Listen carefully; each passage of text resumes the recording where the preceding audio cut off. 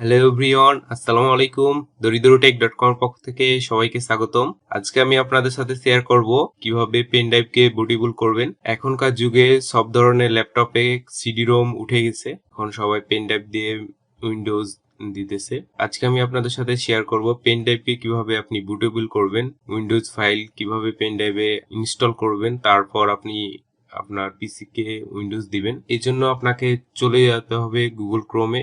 এরপর আপনি সার্চ বারে লিখবেন যে রুপোস নামে একটি সফটওয়্যার আছে, সেই সফটওয়্যারটি ডাউনলোড করে নিতে হবে আপনাকে। দেখতে পাচ্ছেন আপনারা স্ক্রিনে।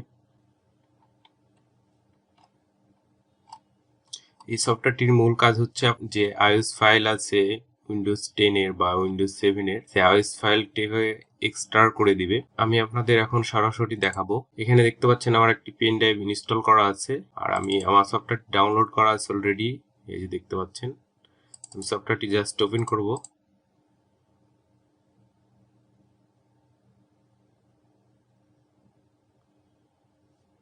এভাবে আসবে।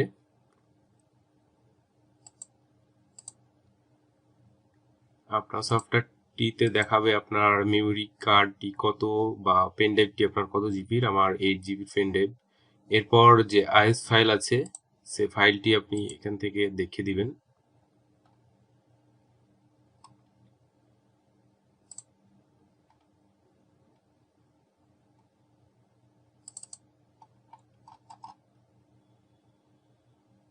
এই যে দেখতে পাচ্ছেন উইন্ডোজ 10 এর আইওএস ফাইলটি জাস্ট ওপেন করলাম।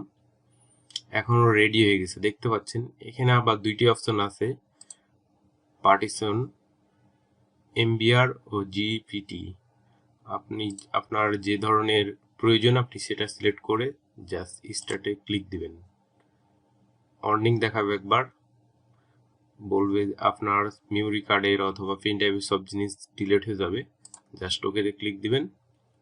কিছুক্ষণ ওয়েট করলে আপনার পেন ড্রাইভটি 100% বুটেবল হয়ে যাবে।